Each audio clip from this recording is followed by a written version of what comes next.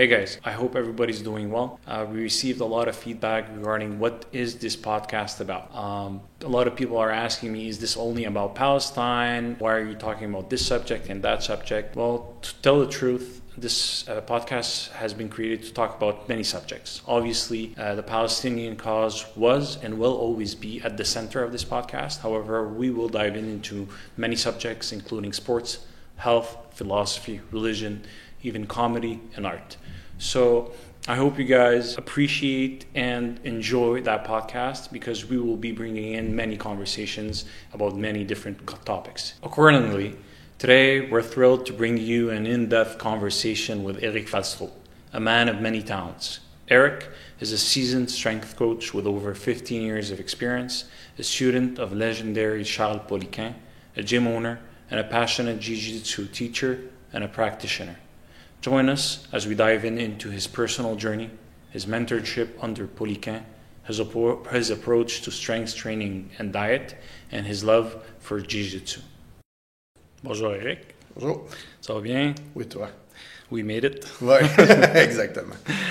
Écoute, avant de parler de tes 15 ans d'expérience, t'es l'étudiant de qui, c'est quoi que t'aimes faire, j'aimerais parler de quelque chose qui m'impressionne chez toi.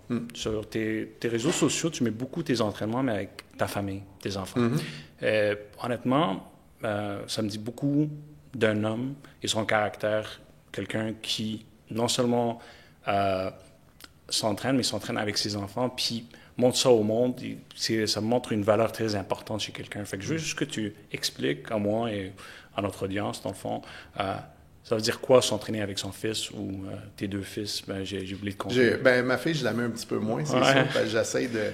Ouais, tu la pas protèges. Trop, ouais, exact, t'as complètement compris.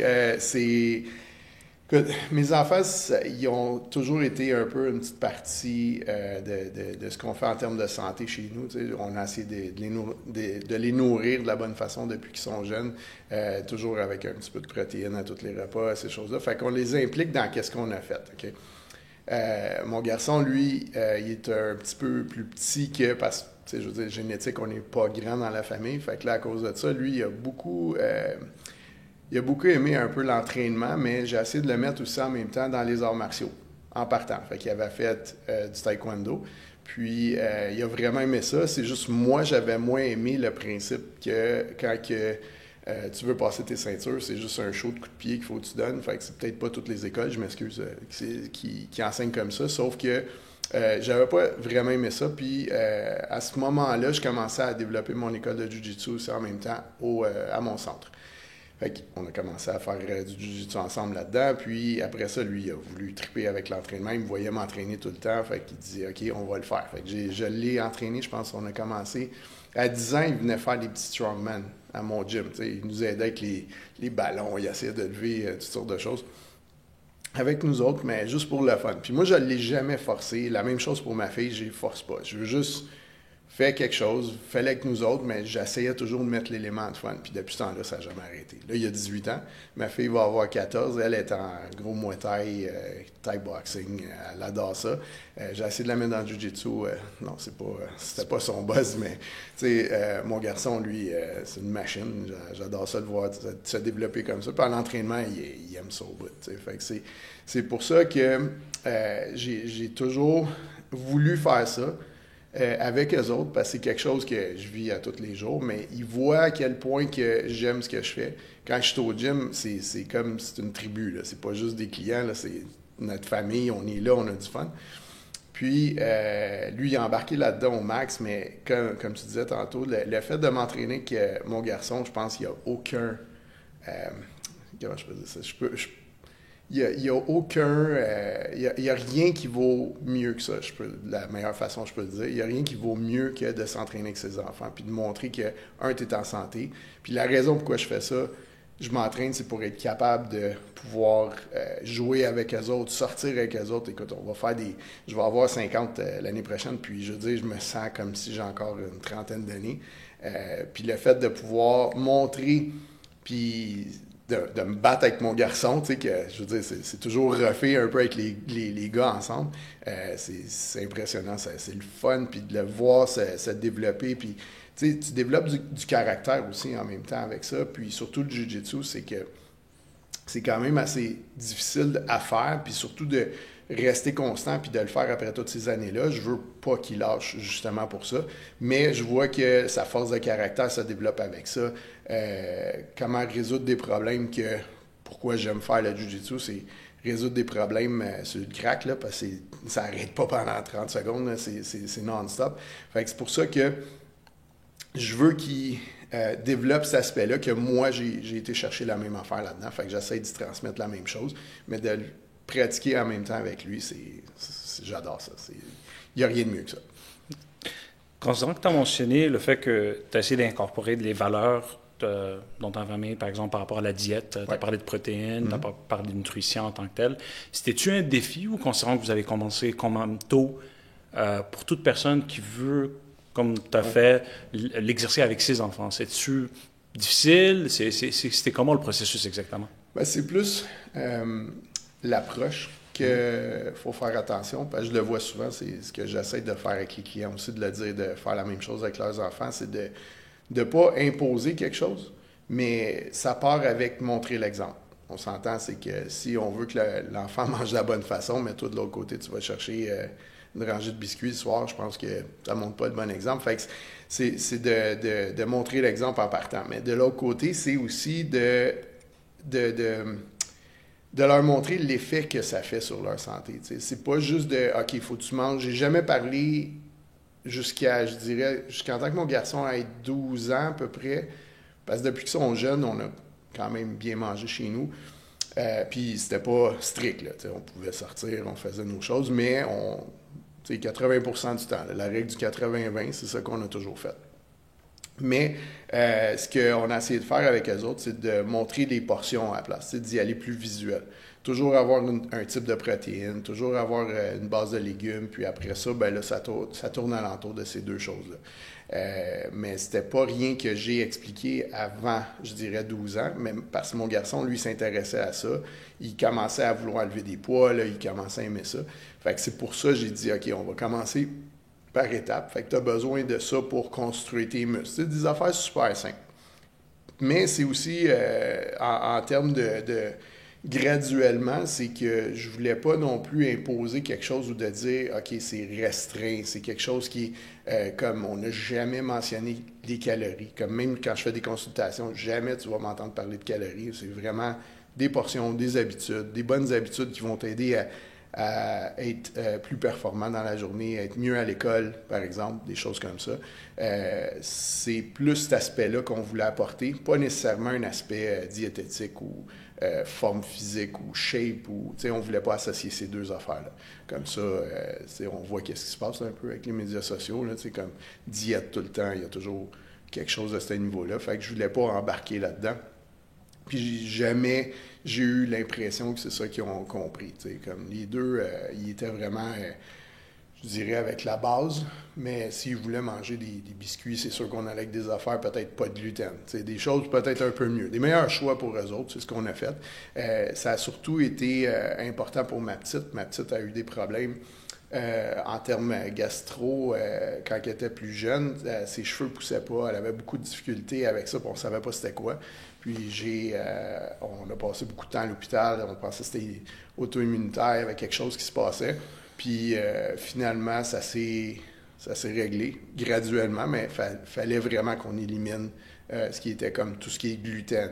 Il fallait vraiment faire attention aux produits laitiers. T'sais. Fait qu'elle, c'était vraiment un peu plus l'extrême, mais pour côté santé.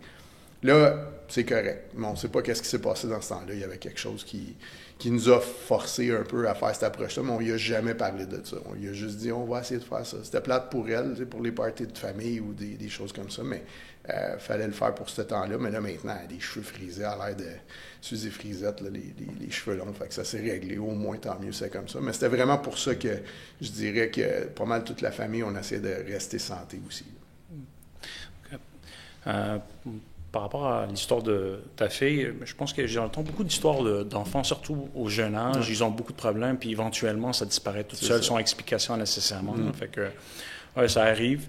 En tant que père de famille ou homme de famille, j'imagine de la manière que tu as décrit ça, que c'est quelque chose d'extraordinaire de s'entraîner avec son fils, ça veut dire que pour toi, ta famille, c'est une priorité. Donc, OK, comment est-ce que, considérant que tu as 15 ans d'expérience, comment est-ce que tu as pu balancer cette vie de père de famille puis quelqu'un qui voyageait, j'imagine, beaucoup, qui avait beaucoup de responsabilités? C'était quoi, en tant qu'entraîneur, ces défis-là?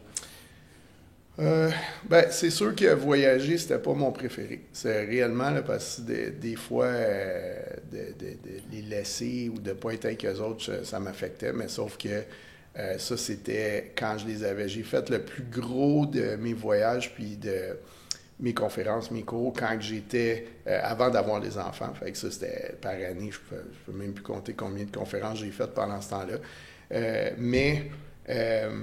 Après, c'est sûr que là, il y a eu ça, j'ai été séparé, fait que ça, c'est sûr que ça l'a rentré vraiment, ça a été difficile à certains points par rapport à ça, mais tu sais, quand je suis avec eux autres, je suis 100% avec eux autres, puis c'est aussi une des raisons pourquoi que je veux faire de l'activité avec eux autres. Je ne serai pas chez nous, c'est sur le divan, rien faire. Je veux aller m'entraîner. Oui, on a des bouts, on a chacun nos moments. Là, je veux dire, on a chacun notre temps.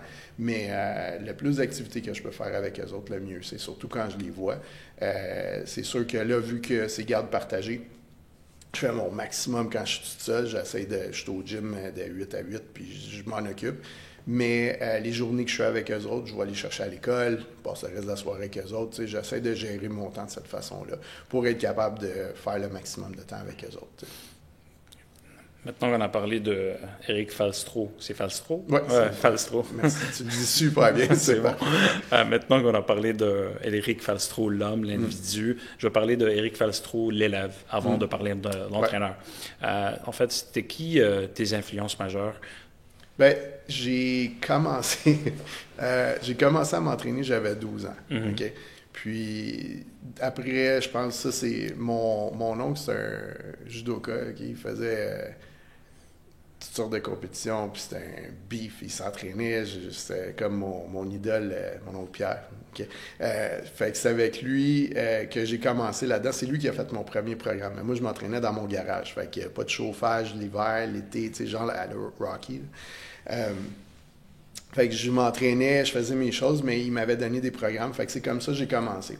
Mais des programmes genre bench, chin-up, des squats, that's it. Fait que je trouvais ça un peu plate, mais je lisais aussi beaucoup de revues. Fait que, je voyais toutes les revues de Muscle Mag, Muscle Media, puis j'ai tombé sur Charles Poliquin là-dedans.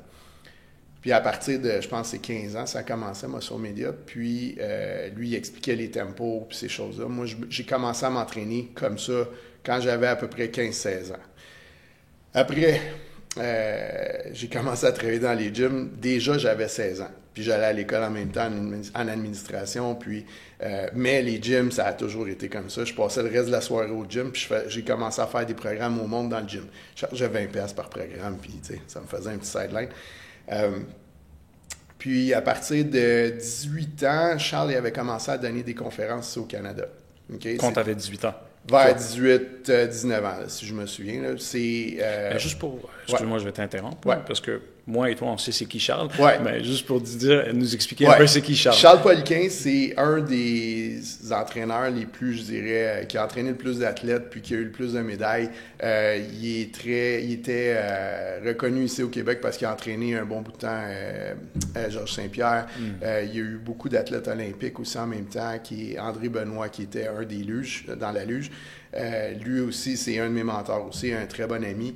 Fait que c'est toute cette clique-là, je dirais, en termes d'entraîneur. Il y a Paul Gagné aussi qui est en arrière de ça, Yves Etier. Fait que j'ai rentré dans cette gang-là quand j'avais 18-19 ans parce que j'ai commencé à travailler dans un gym avec... il y avait Yves Etier qui était là, qui était un des amis à Charles Poliquin.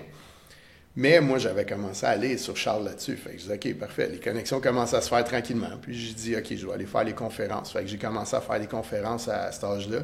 Puis, écoute, depuis ce temps-là, après ça, Charles, il m'avait reconnu. Il dit, on va tester un sujet. Fait que je dis, OK, on va faire du bench press. Mais il voulait tester ce qu'il appelle maintenant le structural balance. C'est qu'il y ait un certain poids sur le bench va te permettre de découvrir un peu tes levées, tes pourcentages de levées sur d'autres sur d'autres exercices, un exemple comme la coiffe du rotateur, des choses comme ça. Mais il testait dans ce temps-là. Fait qu'il commence à me tester sur le bench, mais j'étais le plus petit. Il y avait des gars comme Larry Vinette, Francine Savard, tous les bons vieux de la gang là, du début qui étaient là, mais j'étais vraiment, là, je pesais 175 livres, j'étais tout petit, mais depuis que j'avais 15 ans, je m'entraînais avec ces méthodes. T'sais. Je dis là, OK, parfait. Fait que là, il me pogne, il me teste sur le bench, commence à faire mes warm-up, mais là, je montais mes poids, puis là, il me regardait, il dit, combien tu benches? Là, je dis, 300 à peu près, ou quelque chose comme ça. Il me regarde, OK, il rajoute encore du poids, puis à la fin, il m'a dit, on l'a testé, j'avais fini avec 400 quelques livres. Puis là, il m'a regardé, puis il m'a dit, continue ce que tu fais. T'sais. Fait que j'ai fait, il dit, t'es fort en. Je le dirai pas, mais j'ai fait, OK, parfait. Puis là, depuis ce temps-là, il s'est toujours souvenu de moi. Puis Charles, c'est un peu ça, tu sais, comme à chaque conférence que je faisais après, il y avait toujours, tu sais, un ou deux gars là, qu'on a fait, oh, wow, OK, lui, il est fort, tu sais. Puis il se souvenait de ces gars-là tout le temps. Fait que si tu l'impressionnais, il va se souvenir de toi. Chaque conférence qui revenait, des fois, on allait manger, il me donnait des trucs. Moi, je le payais pour faire des one-on-one, des choses comme ça. Puis là, après ça, ça s'est développé comme ça. J'ai parti à un gym ici au Québec qui était à Montréal, dans le coin d'Anjou, qui était le Polican Performance Center. Puis après ça, écoute, on a resté des amis. J'ai passé je ne sais pas combien de temps avec lui. Fait que j'ai appris beaucoup de Charles. J'ai appris, comme je disais, des Yvettier, Paul Gagné, qui donne plein de conférences maintenant. C'est comme tous des bons vieux de la vieille, mais vraiment ce qui a parti, je dirais, l'entraînement, tempo, training, toutes les phases de périodisation, ces choses-là, c'est eux autres, là, je dirais vraiment, qui m'ont influencé dans tout ce que j'ai fait. Puis là, on se parle souvent, c'est super le fun. Mais c'est Charles, je dirais, c'est lui qui a... il m'a montré plein de choses, mais aussi, c'est qu'il m'a aidé avec plein d'affaires en même temps parce que toutes les conférences, les internes que j'ai faites avec lui, je dirais, c'est vraiment lui la plus grosse influence. Ouais. OK. On va parler un peu de Charles, mais je vais te poser une question en premier lieu. Est-ce que Charles Poliquin te manque? Ah, absolument. Écoute, je parle... il y a eu Strength Sensei après, puis il venait de comme vraiment s'établir au Colorado pour rester là-bas, pour donner des conférences là-bas. Fait que là, nous autres, on se préparait, on voyageait là une fois de temps en temps pour l'aider. Puis quand le gym, on a fait l'ouverture officielle, c'est là qu'il est décédé. Peut-être, je pense, 2-3 mois après. Là, malheureusement, toutes ces affaires-là, c'est arrivé. Puis là, après ça, c'est sûr, c'est comme... Quand il venait chez nous dans mon gym, on parlait de qu'est-ce que je voulais faire. Puis qu'est-ce que je devrais faire, parce qu'il me donnait tout le temps des hints, puis essayer de faire telle affaire. Ce que je fais là, c'est qu'est-ce qu'il m'a dit de faire. Fait qu'il était avec moi, je dirais, à toutes les fois que je rentre dans mon gym. Il était assis au comptoir, puis...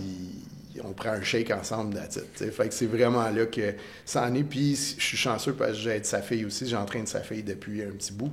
Fait que je suis toujours un peu comme en contact. Fait que c'est le fun. Mais oui, absolument, je m'ennuie de lui. C'est l'enfer, ouais. La raison que je te pose, c'est que tu as raconté une grande histoire. Tu as dit que tu avais 18 ans quand tu l'as rencontré. Maintenant, tu as 50. Fait que tu as une relation d'au moins 20 ans. Combien de temps? Facilement. Ouais, de 20 ans avec lui.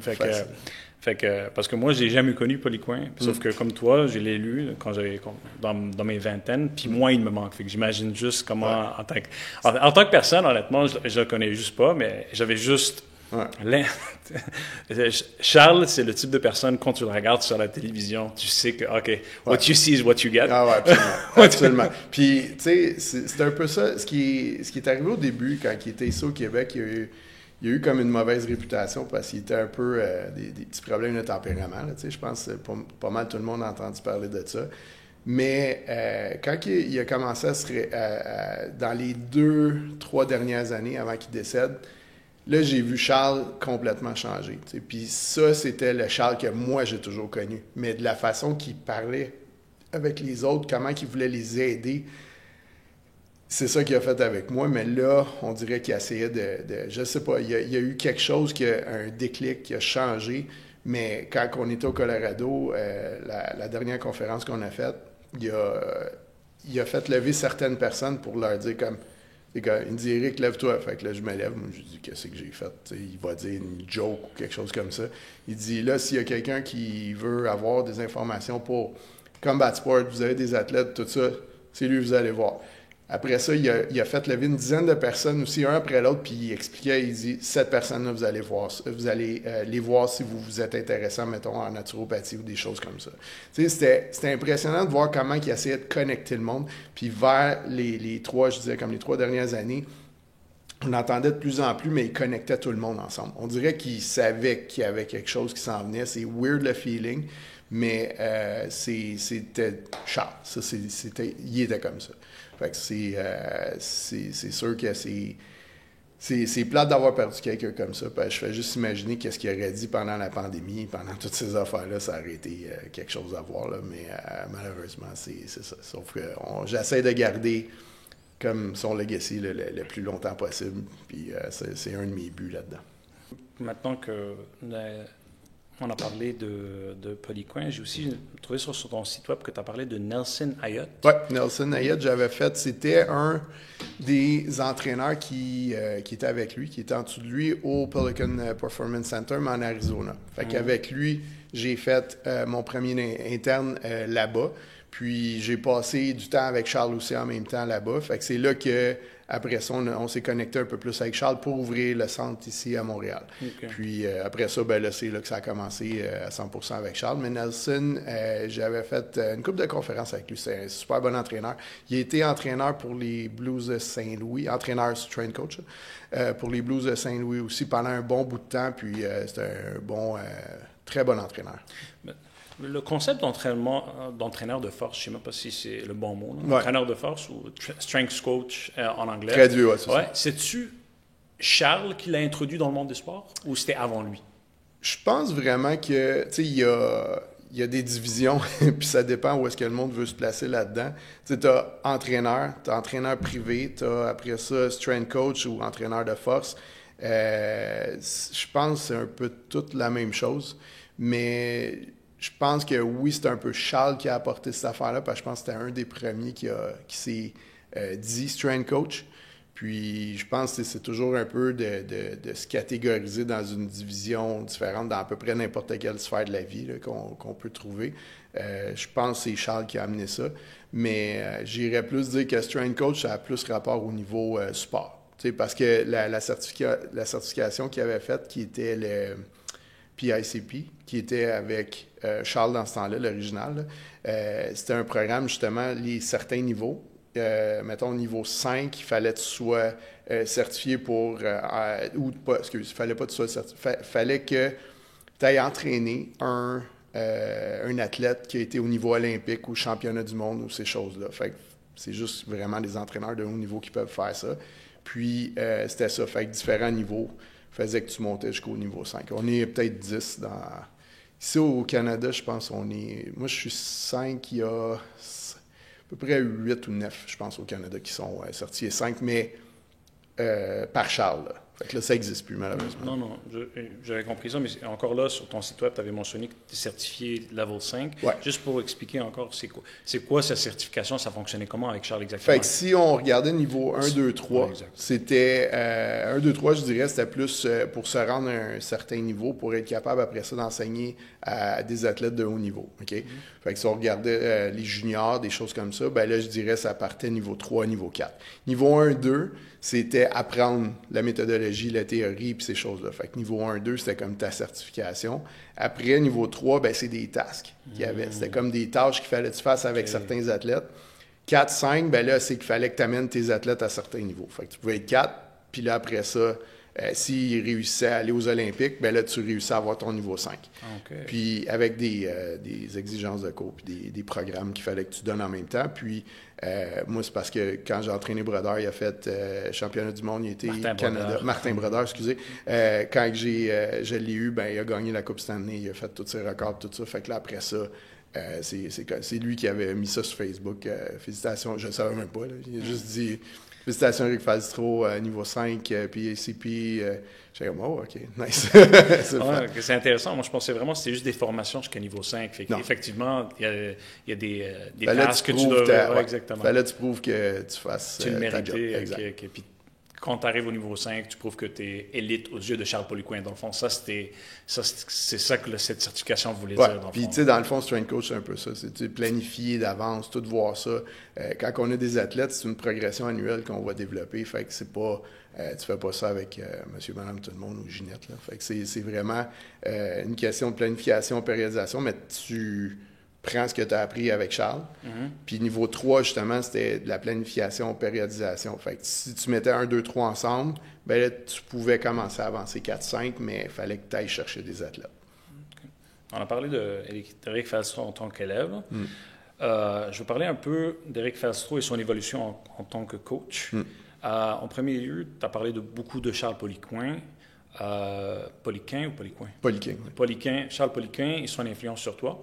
Mais après tout, Charles Poliquin est un individu et Éric Felstra est un individu. Chaque personne voit des choses de manière différente. Est-ce que, pas nécessairement avec Charles, mais avec le temps, est-ce que tes idées ou tes approches par rapport à l'entraînement, à la diète, ils ont évolué ou sont les mêmes depuis que tu as connu Charles? Ah non, ça a évolué. Puis il y a même des affaires qu'avec Charles, on s'astinait et on n'était pas d'accord. Tu les mentionnes. Ouais. Tu sais, c'est une des affaires que ça arrivait souvent, c'est que des fois, il venait au gym, fait que là, il voyait les programmes sur le bureau ou whatever. Puis là, il regardait le programme, puis là, il me regarde, puis il fait ça, tu sais. Là, je le regarde, sais-tu c'est quoi j'y ai donné avant? Tu sais quoi? Tu sais, comme là, il me regarde. OK. Puis là, il s'en va. Tu sais, fait que c'est comme... C'était là-dessus qu'on s'astinait souvent. Tu sais, pourquoi que j'ai pensé comme ça, ma façon de penser quand je donnais la progression des exercices. Puis là, après ça, il comprenait, mais après ça, il m'expliquait d'autres choses, puis j'apprenais de ça aussi. Tu sais. Fait que c'était pas des échanges de comme on clashait pas, c'était juste vraiment des discussions, puis comment on pouvait améliorer certaines affaires. Tu sais. Fait que il y a beaucoup de choses qui ont changé, comme un autre exemple, je peux te donner, les body fat, j'en fais presque plus. Parce que il y a trop de focus mis sur un certain chiffre. Quelqu'un va penser, OK, à 15% de gras, il faut que j'aie l'air de cette façon-là. Ou à 10%, je vais avoir l'air de ça. Mais je vais te mettre 2 personnes à 10% l'une à côté de l'autre, puis tu vas dire, OK, non, ça n'a pas de sens. Donc, je me rappelle, c'est vrai que Charles mentionnait beaucoup le pourcentage de gras. Ouais. Puis je pense qu'il était en train de correlate ça constamment au fait que tu arrives à un certain pourcentage de gras, tu peux manger tant de carbs. Exactement. Puis toi, ton approche était un peu différente. Puis dans ce temps-là aussi, mais souvent, c'est qu'on pouvait voir que quelqu'un pouvait peut-être même aller jusqu'à résistance d'insuline quand il se privait trop, puis il pouvait juste être à 15%, mettons. Fait que lui, tu pouvais commencer à regarder un raisin à partir de 10%. C'était un peu... il était intense à ce niveau-là, mais il y avait les résultats pour le faire. T'sais. Sauf que même lui, je pense, vers la fin, c'était un peu différent de l'approche qu'il faisait. Il était un peu plus tolérant avec les carbs, mais il timait les nutriments différemment ou à différents moments de la journée. Fait que là, il avait embarqué dans ce principe-là un petit peu plus vers la fin. Moi, ça fait comme un petit bout, je le faisais, sauf que je le vois d'après certains symptômes, certains indices qu'on peut voir dans les entraînements aussi. Si on voit qu'ils crashent régulièrement, c'est soit qu'ils n'ont pas assez de repos. Pourquoi ils n'ont pas assez de repos? J'essaie d'aller plus loin dans cette approche-là pour trouver c'est quoi le bobo. Là. C'est pas juste la bouffe. Là. Mais pour continuer dans ce sujet, je vais choisir certaines staples que je connais de Charles, puis en tant que tel, on pourra...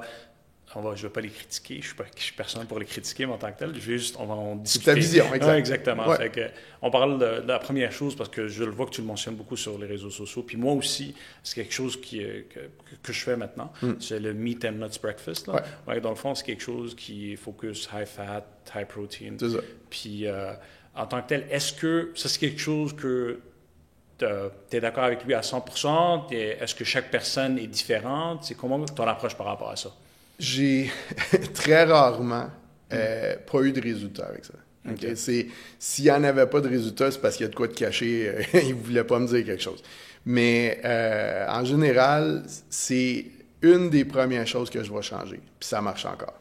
Mais juste si tu veux juste expliquer c'est quoi le Meat and Nuts Breakfast. Dans le fond, ce que Charles a introduit, Charles Poliquin, comment il a introduit ça, c'est si c'était pas vivant avant, si ça marchait pas, volait pas, ou si ça pousse pas dans les arbres, tu le manges pas. OK? Fait que ça, c'est sa diète en général. OK? Il avait fait des t-shirts là-dessus, mais ça fonctionnait quand on faisait, dans ce temps-là, c'était le biosignature. C'était vraiment l'aspect genre low carb, ou sinon c'était un carb qui était reconnu par le corps, pas du man-made food, des choses comme ça. Qui est pas mal qu'est-ce qu'on devrait faire en général, 80% du temps. Okay? 100% tant mieux si tu es capable, good. Mais sinon, dans la société qu'on vit là, avec le mode de vie qu'on a, c'est pas facile. Mais si tu réussis à le faire, tant mieux. Fait que c'est basé de là. Le matin, ce qui arrive, c'est que si on commence avec de la protéine, surtout avec la protéine, premièrement, le monde n'en mange pas assez. C'est où qu'on peut en mettre plus, c'est le matin, parce qu'ils ne mangent jamais de protéines le matin. Fait que c'est pour ça que ça a un gros impact. Parce qu'en plus, c'est que ça va allumer plein de neurotransmetteurs en même temps. Fait que juste un exemple, tu prends des noix, une bonne viande rouge, ben c'est de la tyrosine qui va t'aider à, je te dirais, à te réveiller, à t'allumer. Mais c'est surtout l'influence sur le sucre après. Fait que si tu commences avec un bagel ou des céréales, ben tu as quand même pas mal de sucre qui va rentrer, puis c'est pas vraiment un sucre qui est naturel comme un fruit. C'est sûr qu'il y en a qui vont dire un carb, c'est un carb, blablabla, mais si, en général, pendant toute la journée, le problème, c'est des carbs, mais on commence à les couper le matin, on peut voir qu'il y a, puis ça, c'est dans plein d'études, on peut voir que le taux de sucre pendant la journée il est un peu plus stable. Il est moins influencé avec des ups et des downs, puis c'est pour ça que tout le monde a en général des crashs avant dîner ou après dîner. Fait qu'à partir de là, si on commence avec une source de protéines, avec soit des bons gras ou ceux qui sont allergiques aux noix, je leur donne des fruits à la place, ça va aider à, premièrement, ralentir la digestion. Ça ne sera pas super assimilé comme si on mange un bagel ou des céréales. Fait que la digestion est plus lente. Fait que l'énergie est plus stable. Puis ça va continuer comme ça pour un bon 3 heures, je dirais 3-4 heures, le temps de la digestion générale. Puis après ça, ben, on va dîner. Puis l'énergie est plus stable pendant la journée. Fait que ça commence à partir de là. Puis c'est pour ça que c'est important pour moi de faire ce genre de déjeuner-là, parce qu'au moins, je sais qu'il commence avec des bons nutriments. Commence avec de la protéine qui est en général un manque pour tout le monde. Tout le monde a démonisé la protéine parce qu'il disait que c'était cancérigène, puis ci, puis ça, quand l'étude, on sait que c'était de la merde, mais... L'étude de la Chine, je pense. Ouais, la Chine, il y en a une, je pense aussi en Angleterre, qui avait fait une étude sur, je pense, sur 1 an, combien de... Dans le questionnaire, c'est le problème, c'est le questionnaire surtout, c'est combien de fois par semaine tu mangeais de la viande. Là, le monde disait, OK, 3 fois par semaine. En général, il mangeait de la viande comment? Parce qu'il mangeait du fast-food. La qualité de la viande, c'est de la merde. Quand on mange fast-food, on mange pas une salade, on mange une frite, on va avoir un Coke, on va avoir du pain qui est avec. Fait que c'est pas vraiment la protéine le problème si on regarde pas juste la qualité. Fait que c'est pour ça, si tu regardes, tu te souviens de ce que tu as mangé la semaine passée? Il te demande combien tu as fait pendant 1 an. Fait que là, on s'entend que c'était vraiment pas précis. Fait que c'est un peu par rapport à ça. Puis, comme n'importe quoi aux nouvelles, ils vont essayer de généraliser. Puis là, à cause de ça, c'est le cancer, c'est ci, c'est ça. Fait que c'est la plus grosse voie, c'est les médias, malheureusement. Fait que si on commence avec une protéine qui est quand même lean, qui est bonne, tu sais, Charles, il mangeait pas du bœuf de chez IGA. Là. Lui, c'était du wapiti, c'était du bison, c'était des choses comme ça. Fait qu'on est mieux avec ces genres de protéines-là. Puis des noix, ben les noix, c'est sûr qu'on va pas manger des peanuts. On va aller manger des noix de Grenoble. Ça peut être des amandes, ça peut être des noix de pain qui est comme super bon. Dans les 3 noix, là, je vous dirais qu'il est les plus intéressantes, mais qui donnent vraiment le maximum de tyrosine pour nous allumer, c'est les noix de pain, les noix du Brésil, puis les noix de macadam. Ces 3-là, OK, c'est peut-être le meilleur choix qu'on peut faire en noix. Fait que prenez, mettons, une source de protéines avec une poignée de noix comme ça, s'il vous plaît, une poignée. Laissez le plat de côté. Une poignée de noix comme ça avec une bonne source de viande, je vous jure, c'est... Puis des œufs, ça fait partie de ça.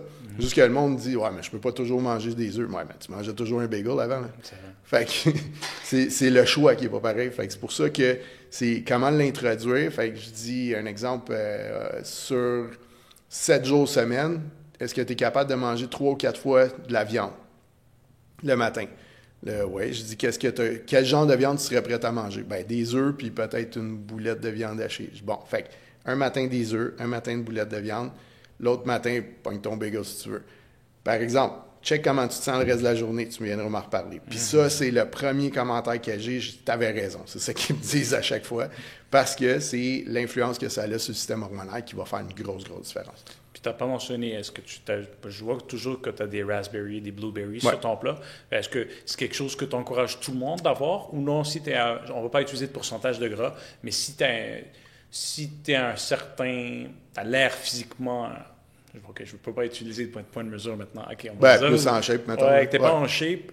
Pour l'instant, pendant un mois, je te déconseille ça. Ou ça ne dérange pas quand c'est des fruits comme ça, low glycémique? Bien, c'est parce que c'est un peu pour ça que j'aime pas, comme tu disais, on n'a plus de référence. Je veux pas donner de référence sur le pourcentage de gras. Mais si, pour moi, je verrais que la meilleure façon pour eux autres de changer, c'est que je leur dirais, OK, je vais leur donner un petit bonbon, là, qui est des fruits. J'aime mieux leur donner ça que de dire, non, tu n'as pas le droit de toucher à des carbs. Puis là, après ça, c'est pas juste ça. C'est que là, tu leur dis ça, là, ils vont avoir peur tout le reste de la journée. Ils voudront pas, ah, là, j'ai mangé des carbs. Fait que c'est comment qu'on parle aux clients qui fait une grosse, grosse différence. Au lieu de tout enlever d'un coup, je dis, c'est quoi, t'aimerais ça manger le matin? Je donne des choix, par exemple. Okay, c'est sûr que c'est une autre affaire, mais si je dis, tu as le choix, je te donne une viande, un fruit, puis une noix.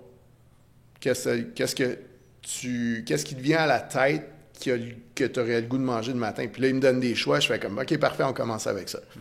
Au lieu de dire, non, tu vas faire ça marche pas. Des diètes, j'en fais plus, justement à cause de ça.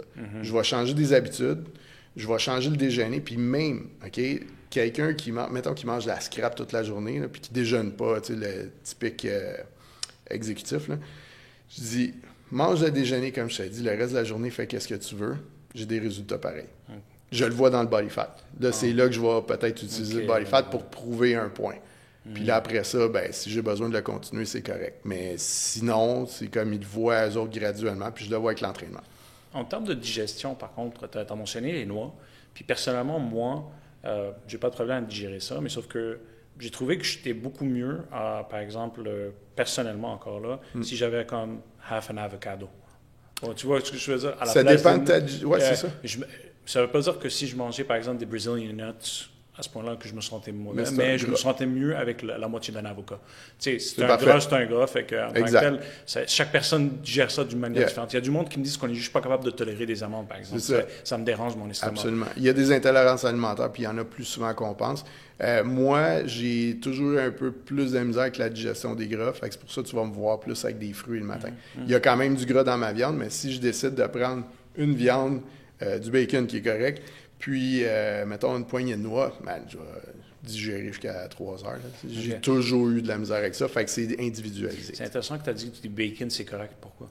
C'est un bon gras, même si tout le monde pense que c'est du gras saturé, c'est mauvais, c'est juste la quantité que tu vas faire. Je dirais à quelqu'un, même si ça lève la testostérone à certains niveaux, là, c'est un peu plus compliqué, mais sauf que le bacon, souvent, on coupe tellement dans les gras que des fois, tu vas prendre un peu de gras saturé, ça va aider sur certaines affaires. Le cholestérol, c'est pas mauvais.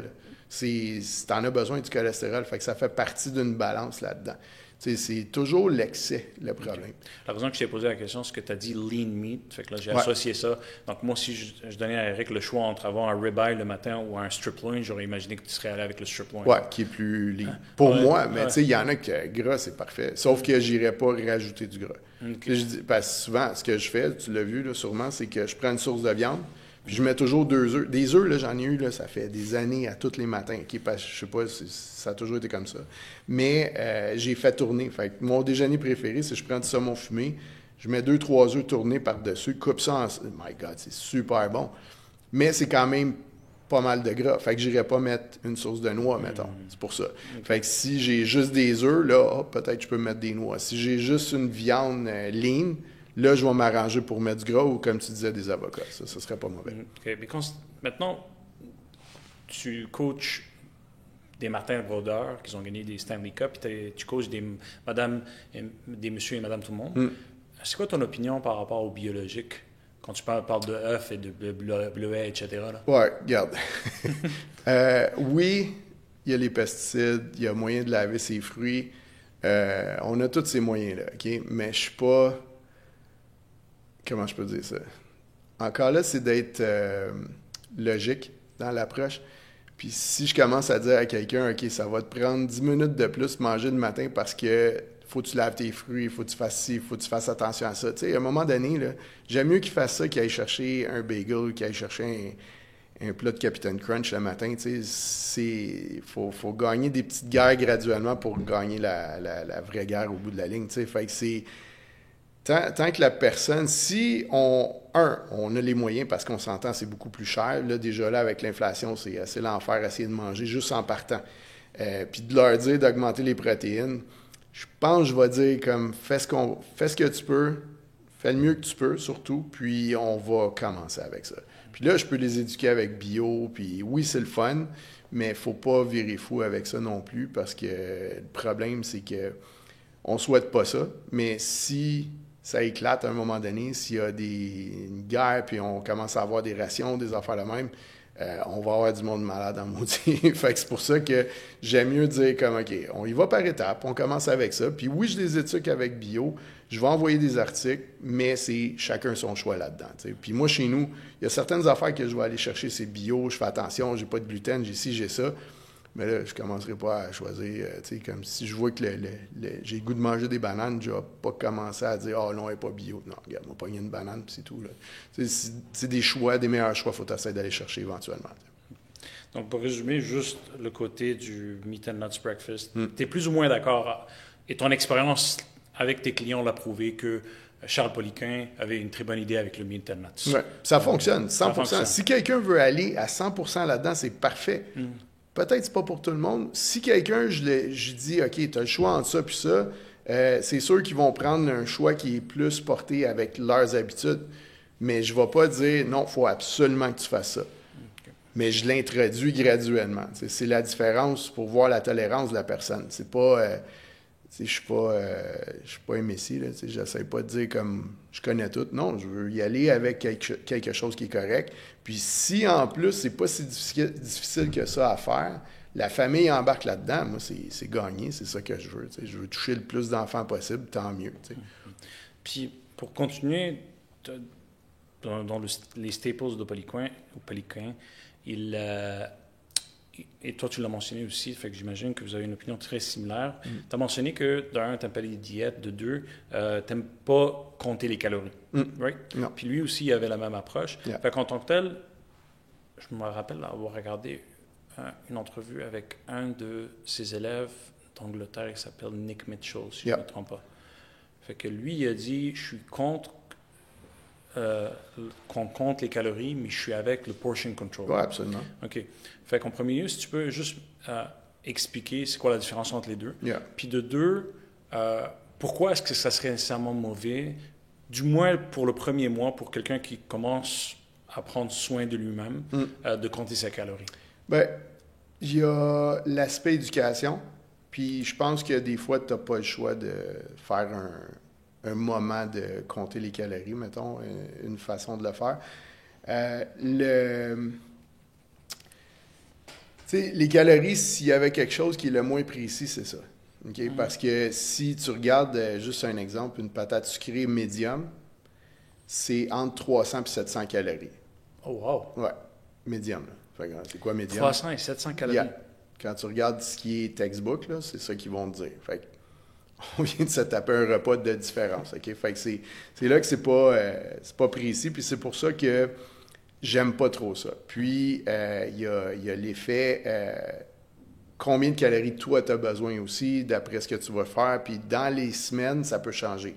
Si tu perds du poids, là, tu vas faire réajuster toujours à ce niveau-là. T'sais, si tu dors moins, tu assimiles. Il y a plein de facteurs qui vont faire que ça peut influencer de la façon que tu assimiles juste les calories que tu manges. Fait que juste ça vient de mettre un peu de compter les calories de côté. Bon. L'affaire que j'aime faire, une fois de temps en temps, parce que le monde ne réalise pas des fois qu'il mange trop de calories ou c'est facile exagérer. Fait que je leur dis, j'écoute, si en termes d'une semaine, tu vas t'entraîner 3 fois par semaine ou 5 fois par semaine à 300 calories du training que tu vas essayer de brûler, ça va te donner 1500 calories que tu as perdu, que tu as éliminé. Okay? Mais Dans ta fin de semaine, tu décides d'aller au resto, 3-4 shooters avec un petit morceau de gâteau parce que tu avais le goût, puis tu peux te le permettre parce que tu t'es entraîné toute la semaine. Tu viens de faire tous tes workouts pour rien. Fait que là, il réalise, OK, il y a peut-être raison là-dessus. Je dis, OK, fais une autre affaire. Dans ta journée, je veux que tu calcules tout ce que tu vas manger. Fait que je leur donne l'application FitnessPal, des choses comme ça. Puis je leur dis, calcule juste pour le fun ce que tu vas faire dans une journée. Puis la majorité ne mange pas assez pour ce qu'ils veulent avoir comme résultat. Fait qu'ils sont toujours en déficit, mais en gros déficit. Là, s'ils overeat, ils mangent encore moins. Fait que là, on commence à... C'est une roue sans fin. Fait que c'est pour ça que je vais faire le travail ou l'exercice de compter les calories pendant un certain temps, mais c'est de leur expliquer après qu'il n'y a rien vraiment de précis là-dedans. Puis d'une semaine à l'autre, ça peut varier. Des fois, tu vas... Une mauvaise journée, tu as un meeting, tu as skippé un repas, puis le lendemain, c'est pas la journée même tu vas bien te sentir que tu as skippé un repas, généralement, c'est comme, ils le voient comme du fasting. Mais c'est le lendemain que ton énergie est un peu off. Tu vas moins bien dormir peut-être ou tu sais, trop dormir parce que tu as été en déficit un peu trop. Il y a plein de choses qui peuvent arriver. Fait que c'est pour ça que c'est pas vraiment précis. Pourquoi que j'aime pas calculer ça. Puis c'est vraiment, comme tu disais tantôt, le contrôle des portions. Fait que ce que je leur dis à la place, je vais dire, regarde, une portion de protéines, c'est à peu près la grosseur de la paume de ta main puis la même épaisseur. Ça, c'est une portion pour une qui est à peu près 20 à 30 grammes. Un gars peut prendre 2 portions comme ça par repas. Fait que si tu calcules au bout de la ligne, tu vas arriver dans du 180 grammes de protéines dans ta journée. Ça dépend de la personne. Puis là, c'est de leur montrer un visuel aussi en même temps. J'aime mieux les habituer visuellement que de prendre une pesée. Dire comme, OK, tu vas prendre tu vas peser ta bouffe à chaque fois. Puis si, par malheur, il y a des enfants en arrière de ça qui voient ça ne donne pas le bon exemple. Moi, pour moi, je ne vois pas ça de la bonne façon. Oui, il y en a qui vont dire, ah oui, mais c'est la dédication, c'est la persévérance. OK, moi, j'aime mieux que tu aies été entraîné que tu pèses ta bouffe. Là, je suis tout à fait d'accord avec toi, sauf que mon seul questionnement, je dirais, c'est que, comme tu as dit, je connais beaucoup de monde qui ne savent vraiment juste pas à quel point ils mangent. Fait que ça serait juste bien d'au moins un peu de temps. C'est un exercice. Regarde, tu me dis que tu manges 2000 calories, mais techniquement, tu manges 3500. Là. C'est ça, exactement. Fait que là, 3500, et ça peut être 3000, ça peut être 4000 aussi.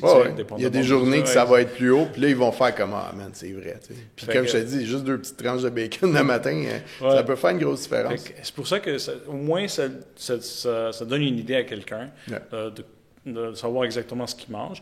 Et la raison que je trouvais ça quand même intéressant que Charles était aussi contre compter les calories, c'est que lui, il était très précis par rapport à combien de protéines tu devrais avoir, c'est ça, combien de carbs tu devrais avoir. Puis là, je suis comme, OK, mais là, ça se contredit un peu. Là. Mais peut-être parce qu'il parlait à des athlètes. C'est ça, exactement. Il y avait 2 genres de population. Puis là, il y avait, pendant un certain temps, il va dire comme non, si tu es un athlète, tu vas faire telle chose. Il était vraiment beaucoup plus précis que les athlètes, mais il aimait souvent parler de Ginette, là, comme c'est monsieur, madame, tout le monde.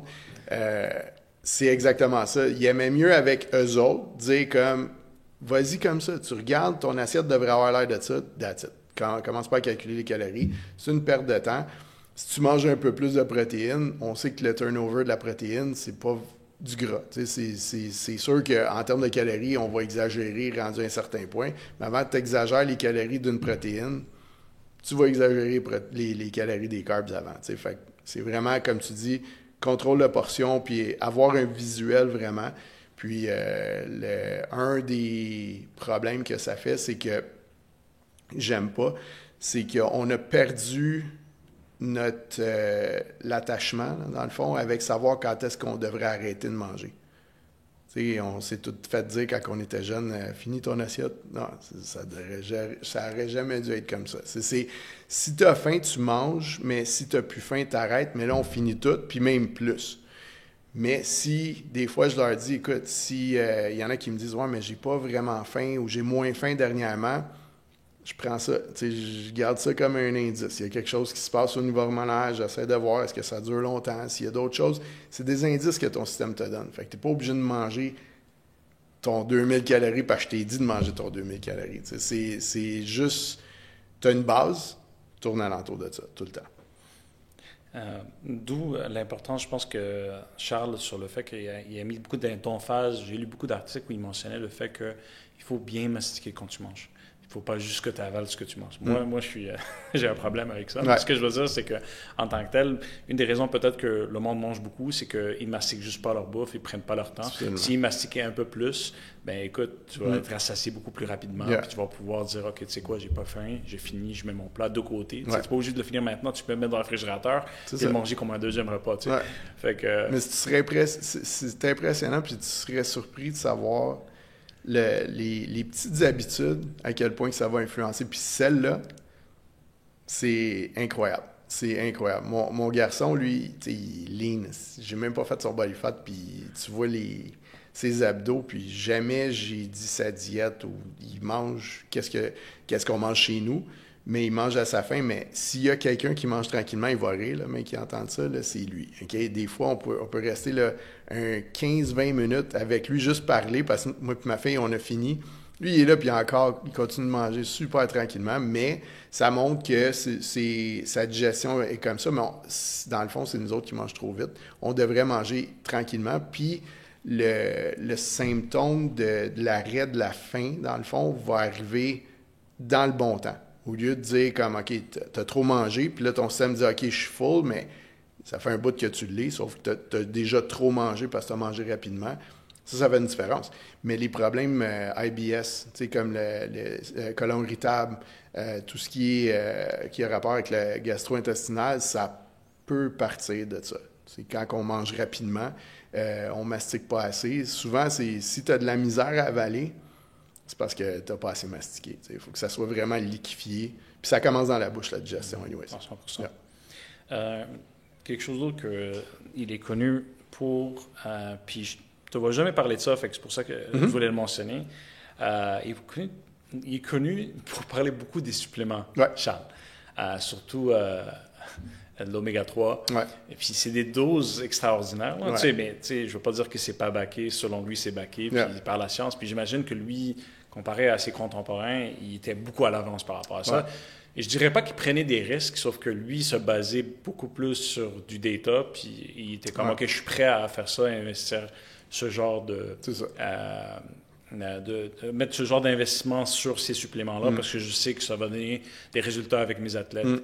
J'ai déjà entendu des histoires quand même fous. Là, il disait qu'une femme avait un cancer, puis après ça a disparu. Peut-être c'est moi qui ai oublié l'histoire. Non, il y en a eu plein. Ouais, je sais. Fait que ce que je voulais dire, c'est que si tu compares si Eric Fastro versus Charles Poliquin par rapport à leur approche au supplément, toi, c'est quoi exactement? Faut pas oublier que les suppléments, c'est une business. Okay? Fait que c'est sûr qu'il y a des mock-ups. Fait que si c'est un moyen de faire un petit side avec ta business, c'est pour ça qu'il y en a qui poussent beaucoup les suppléments. Okay? Bon, ceci étant dit, moi, j'aime mieux manipuler les habitudes avant. Puis, il n'y a aucun supplément qui va... en anglais, c'est comme outdo a shitty diet. Okay? Fait qu'on ne veut pas penser non plus que le supplément va régler les problèmes parce qu'on sait que c'est 80% du temps, ça va être la bouffe. Fait que j'aime mieux manipuler la bouffe, même si c'est un petit peu plus dur, même si c'est un petit peu plus compliqué pour le client d'ajuster l'alimentation que de rajouter des suppléments en partant, puis en plus l'alimentation, ou juste dire que le supplément, ça va faire la job. Bon. Il y a des suppléments qui sont utiles. Moi, j'utilise beaucoup le zinc, le magnésium pour plein de raisons. Des fois, des enzymes digestives, justement pour, comme tu parlais, si on mastique vite. Ou des fois, c'est juste la digestion qui n'est pas bonne à cause d'un stress qui est trop élevé. Il y a certains suppléments que je vais utiliser, mais j'ai jamais été gros avec ça parce que je vais plus croire à changer les habitudes. Si les symptômes diminuent puis qu'on voit qu'il y a de l'amélioration, j'ai pas besoin d'autant de suppléments à donner, mais je vais aller plus pointilleux sur le supplément que j'ai vraiment besoin pour régler un problème en tant que tel. Fait que c'est pour ça que je ne vais pas jamais commencer avec des suppléments, mais quand j'ai commencé en biosignature, c'est ce que je faisais. Je prenais pas 18 suppléments, mais je changeais une habitude, puis je mettais un supplément. Pourquoi les huiles de poisson, ça a très bien fonctionné dans ce temps-là? C'est que, en premier, c'est comme si ça recharge un peu au niveau cellulaire. Fait que ça l'aide à améliorer l'enveloppe cellulaire. Puis on sait que ça va commencer à partir de là, tout ce qui va se passer, problèmes de santé, puis des choses comme ça. Fait que les études avant ont été faites sur des mégadoses, parce que les études aussi, il faut penser qu'ils ont été faites sur une population qui est malade, qui était obèse, fait que ça, c'était toutes les études sur la perte de gras. Mais c'était des doses de 20 à 30, 40 grammes par jour. Fait que Charles, des fois, il pouvait te partir avec des doses de 20 grammes par jour, fait que tu passais 2-3 bouteilles par mois. C'est un bon mock-up pareil, sauf que... Excuse-moi, je t'interromps. Juste que si je ne me trompe pas, là, ce que tu retrouves dans la pharmacie, la pilule, c'est combien de grammes? C'est combien de milligrammes? Il y en a du 500, tu peux avoir jusqu'à 1 gramme aussi, puis ça dépend de la qualité aussi. Ça, c'est une affaire, tu sais.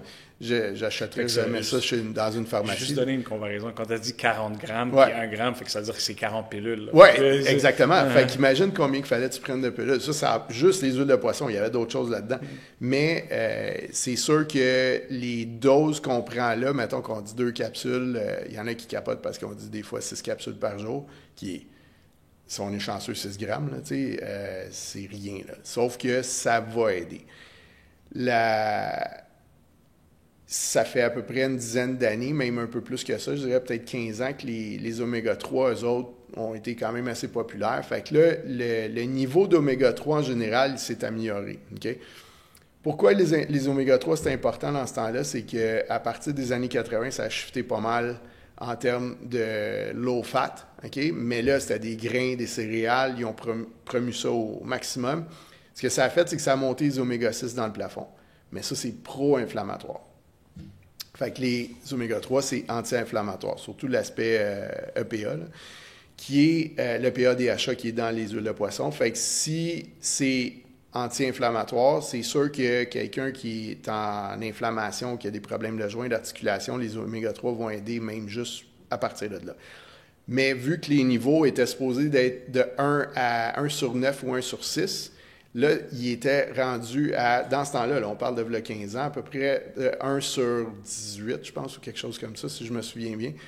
Fait que le but de ramener le ratio a fait que tout le monde, il y a eu un genre de problème d'obésité. Là, on en parle justement avec Kennedy, là, qui vient de rentrer comme au ministre de la Santé, tu sais.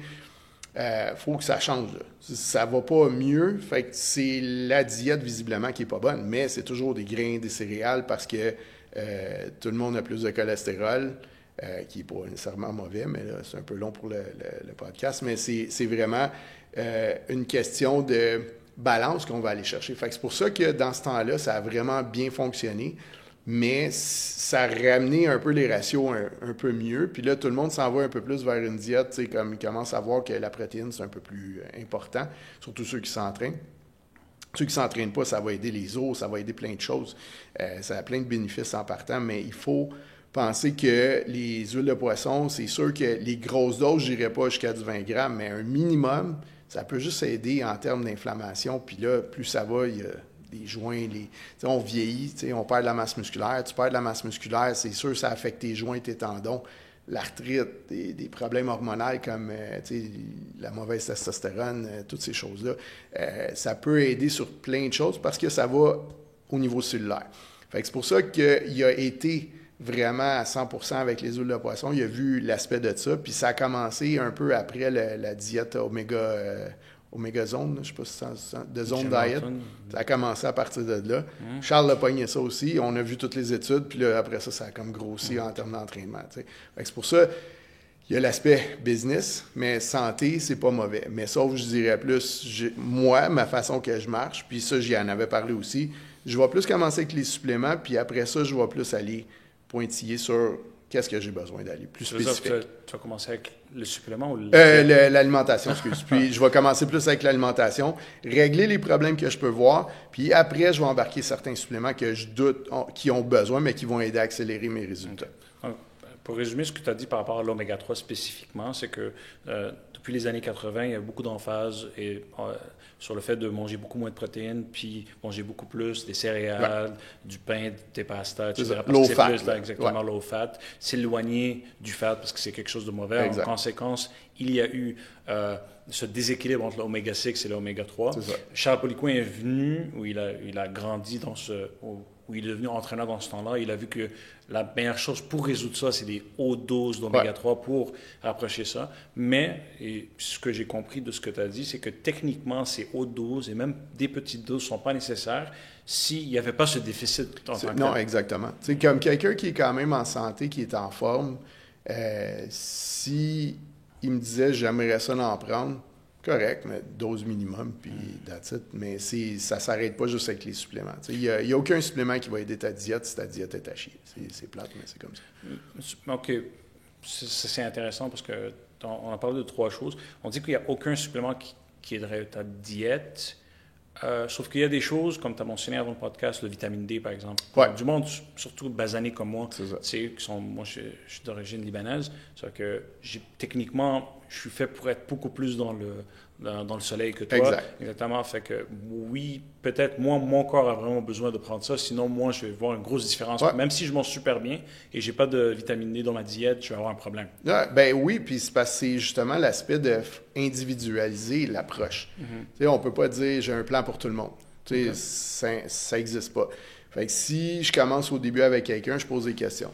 Si je vois que j'ai une de mes clientes, justement, elle avait des problèmes au niveau de thyroïde, puis dès qu'on a commencé à augmenter sa dose de vitamine D, on a eu des résultats, puis ça a bien fonctionné, puis après ça, tout était beau à partir de là. C'est juste des données que j'ai vues qui peuvent aider. Fait que c'est des choses comme ça, puis c'est des conseils aussi. Fait que rendu à un certain point, on va essayer certaines choses, puis ça va fonctionner, mais comme tu dis, c'est individualisé. Il y en a que l'hiver, la majorité du temps en hiver, je vais donner plus de vitamine D parce que tout le monde est à l'intérieur. Ici au Québec, c'est pas mal comme ça. Quelqu'un qui reste, je dirais au Mexique, on serait surpris par exemple, ils sont souvent dedans. Ils vont pas nécessairement au soleil ou justement la population, les Noirs, c'est un peu la même affaire. Ils vont pas vraiment au soleil, ils ont besoin de la vitamine D. Ça veut pas dire que, vu que tu as la peau foncée, que tu n'as pas besoin de vitamine D. Mais la job de l'entraîneur, c'est de t'assurer que, si possible, on peut les faire tester aussi. On peut faire tester les clients, va faire tester ta vitamine D, puis là, dans les tests généraux. Fait qu'on peut juste voir si tu as besoin de la vitamine D. Si tu en as besoin, puis tu es dans les bases normales, tu en prends un petit peu, mais même si tu en prends des grosses doses, ça va être quand même assez long avant que tu réussisses à remonter ta dose, ta lecture au niveau du sang. Fait que c'est pour ça que c'est pas je prends, mettons, 5000 unités par jour, tu vas pas exploser. Là. Ça va prendre un bon bout de temps avant que ça lève. Puis ça, c'est si tu l'assimiles de la bonne façon, s'il y a d'autres facteurs qui peuvent influencer ça. Mais comme tu dis, c'est vraiment individualisé. C'est super important, ça. Ouais. Okay, on va aller au staple number 4 sur sa méthode d'entraînement. Ouais. Puis, je pense aussi que tu l'as mentionné, il faut que c'est beaucoup sur le tempo durant l'exercice en tant que tel. Qu'est-ce que tu as appris de lui par rapport à ça? Qu'est-ce que tu as modifié? Ou est-ce que tu as modifié quelque chose par rapport à ça? Bien, on va pas généraliser, mais juste simplifier ça.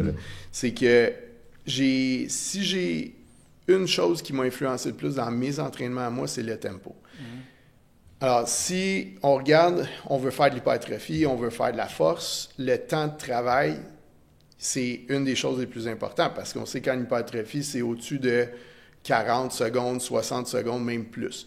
En termes de force, c'est en bas de 20 généralement, mais tu peux aller jusqu'à 40 secondes en hypertrophie fonctionnelle. Per set.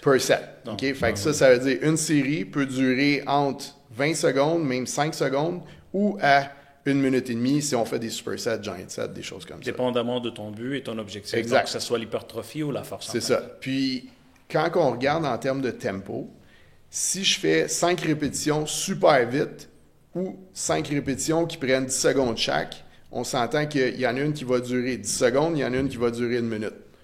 Fait que le but du temps sous tension va dicter le but de tes entraînements. Fait que ça veut dire que si tu veux être en hypertrophie, le temps sous tension devrait être plus haut. Fait que là, le tempo, il est important. Sinon, tu vas faire 20 répétitions super rapides, mais tu es à 40 secondes. Fait que tu vois, c'est là que c'est super important. J'ai toujours travaillé avec ça, puis c'est pas définitif non plus. Tu sais, on peut faire 5 répétitions, on peut jouer avec l'excentrique, on peut jouer avec l'isométrie aussi. Fait qu'il y a plusieurs principes qu'on peut aller travailler avec en termes de contraction puis en termes de vitesse de répétition. Mais en gros, c'est pour ça que je trouve que c'est très important. C'est qu'on peut travailler en force, on peut travailler en hypertrophie fonctionnelle, en endurance. Le temps de travail est important. Puis le tempo va influencer ça. La question, est-ce que c'est nécessaire? Parce que tu connais beaucoup de personnes, je connais beaucoup de personnes qui vont au gym et qui me disent, écoute, moi, je suis en train de bencher, je le contrôle. Ouais. Puis c'est tout. L'important, c'est que je le contrôle. Ouais. Puis that's it. En tant qu'il contrôle, c'est correct. Ça veut dire quoi, contrôle encore là? C'est ça. Non, que l'excentrique va être un peu moins vite que le concentrique. Okay. Parce que aussi, il faut penser l'aspect blessure. Fait que plus ça va, à un moment donné, tu vas caper. Tu seras plus capable d'augmenter tes poids parce que tu as toujours le même tempo. Fait que si tu varies, tu vas varier dans des positions, tu sais, comme souvent, prends le bench comme exemple. Le mid-range va toujours être la portion la plus dure, puis tout le monde reste pogné là. Si tu travailles avec l'excentrique un peu plus, tu vas développer une force qui est justement dans cette courbe de force-là que tu as de la difficulté, tu vas l'améliorer.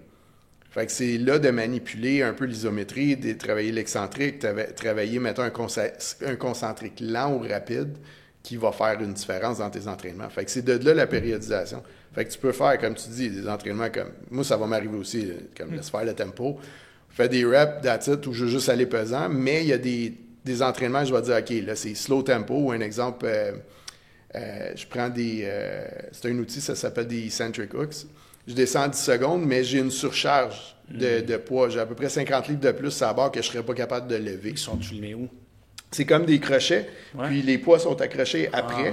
Puis je fais juste l'accrocher chaque côté de la barre. Mais de la façon que c'est fait, non, c'est ça. Les chaînes, ça pourrait fonctionner, mais ça, c'est que ça enlève d'un coup 50 livres. Fait qu'ils sont comme un slant comme ça. Puis là, dès que ça touche à terre, ça décroche, puis là, je peux aller rapide. Fait que là, tu joues dans le même set. C'est quoi le nom? Eccentric Hooks. Eccentric Hooks. Je t'enverrai le vidéo. C'est une façon de développer ta force excentrique. D'un sens, pourquoi aussi c'est important le tempo négatif ou le tempo excentrique, surtout de contrôler cette portion-là. On est environ... mettons ton bench, tu serais capable de faire 300 livres sur le bench, ou mettons 100 livres sur le bench, ton max, one rep. Tu serais capable de faire 140, mais de remonter 100 livres. Tu es à peu près entre 20 et 40% plus fort sur l'excentrique. La façon de faire ça, c'est de ralentir ton mouvement. Tu peux pas mettre du poids, rajouter, enlever, rajouter à chaque fois. C'est impossible. Okay? Mais en faisant l'excentrique, c'est que tu travailles cette portion-là. Que tu peux pas vraiment rajouter une surcharge, mais avec les hooks comme ça, avec les crochets, ça te permet de faire ça, mais juste une répétition. Il y a d'autres styles, ça s'appelle des full speed device, que eux autres, c'est comme un genre de bungee que tu vas avoir, un élastique. Rendu au midpoint, là, c'est là que le 50 livres embarque, dans la portion que la personne a le plus de difficulté généralement. Fait qu'on descend bas, punch à chaque rep. Punch à chaque rep, à 50 livres dans le milieu. Puis c'est une autre façon d'aller travailler cette portion-là, de ta courbe de force. Mais toujours avec un tempo. Tu contrôles, descends, puis tu raccroches rapidement. Puisqu'on est dans le bench, qu'est-ce que tu en penses du full range of motion? Il y a du monde qui me dit, oh, ouais, je vais faire 3 ou 4 secondes tempo down, je vais aller up, mais je ne peux pas descendre jusqu'à mon chest, par exemple. Pour raison X, Y, Z. Fait que moi, je leur dirais, écoute, si tu ne peux pas toucher ton chest puis ça te fait mal, OK, mais il faut que tu règles ça en premier avant de pouvoir pousser. Mais là, l'autre personne va me sortir peut-être des articles qui vont me dire, écoute, tu as ce powerlifter ou cette étude-là qui te disent qu'on n'a même pas besoin de toucher notre chest, on peut juste faire ça. Moi, mon opinion, ça serait, mais écoute, le fait que tu n'es pas capable de faire ce mouvement au complet, c'est déjà un problème. Ouais, exact. Tu sais, tu crées des limitations, puis c'est quand tu en as besoin que, mettons, on se blesse pas parce que on travaille dans la position qu'on est le plus fort. On va se blesser dans des positions que, même juste dans la vie de tous les jours, tu vas ramasser quelque chose que tu as une faiblesse de ce côté-là, par exemple, puis tu n'as jamais travaillé ça. Mais c'est la même affaire comme le bench press. Fait que si tu décides à un moment donné d'aller un petit peu plus bas où tu restes pris, où tu vas plus bas que généralement que tu es habitué, là, c'est là que tu vas te blesser. Fait que moi, j'ai toujours été full range, à moins que ce soit un but spécifique comme en termes de sport. Un exemple, on peut faire comme juste dans le power rack, on va partir, au lieu de faire un full deadlift, on va faire juste un mid-range, ou on va aller dans une position qui est pour le sport, mettons comme un lineman du football. On n'ira pas peut-être full range, plus ça va approcher en début de saison, parce qu'il y a besoin de plus de la force d'explosion. Quand on va full range, on ne peut pas vraiment faire ça. On va le développer pareil, sauf que je veux le préparer pour être capable d'exploser le plus fort possible, mais avec le maximum de charge possible. Fait que c'est là que c'est vraiment sport spécifique. Mais that's it. Mais pour monsieur, madame, tout le monde, full range juste pour la santé des joints. Puis, à moins que tu veux faire une compétition de powerlifting, là, c'est sûr qu'il y a des choses que tu mets des boards, il y a plein de variations. Mais généralement, avec tout le monde, parce que ça me permet de voir la santé du joint, ça me permet de voir des problèmes, comme tu as dit tantôt. Donc, en parlant de full range of motion, ça, c'est quelque chose que, peut-être parce que j'ai jamais été entraîné par Charles, peut-être parce que ça n'a juste pas paru devant moi. En termes de mobilité, toi, c'est quoi ton opinion? C'était quoi son opinion par rapport à ça? Quand je parle de mobilité, je parle de... J'ai lu quelque part que lui, il n'aimait pas perdre son temps par rapport au stretching avec ses athlètes, mais sauf que il donnait des trucs, genre, avant le squat, par exemple, d'aller sur le calf machine, puis genre stretch out le calf muscle, parce que ça, c'est la limitation généralement. Mais toi, c'était quoi ton approche? C'est toujours case spécifique. J'aime pas ça perdre mon temps avec ça non plus, parce que je trouve que, si tu as besoin de faire un warm-up de 20 minutes, là, je pense que c'est ton entraînement. Le problème, c'est pas... Il y a de quoi d'autre qu'il faut t'aller faire checker. Fait que si quelqu'un veut faire un squat ou veut faire un split squat ou du bench, le warm-up va être spécifique à l'exercice qui va être là. Tu ne vas pas faire 10 minutes de bike quand tu t'en vas faire du bench press. À moins que tu es gelé et tu as froid. Mais généralement, c'est spécifique que je vais suggérer. Fait qu'on fait un ramp-up graduel. Ça veut dire que tu as 2-3 sets qui ne comptent pas dans ton workout, qui montent tes poids graduels. Puis après, ben là, tu commences à compter tes sets. Puis ça, c'est une autre chose, c'est qu'on voit souvent par rapport à ça, si, mettons, quelqu'un a 4 séries à faire, ben ils vont faire les 4 séries max-out. Mais il n'y a pas de place à s'améliorer dans ce temps-là. Fait que tu es mieux d'y aller progressif. Tu augmentes, mettons, tu fais 75% de ton max, 77, 80, 82, 85, par exemple. La semaine après, tu commences à 72. Puis après ça, tu augmentes graduel. Mais tu as toujours du progrès à toutes les semaines.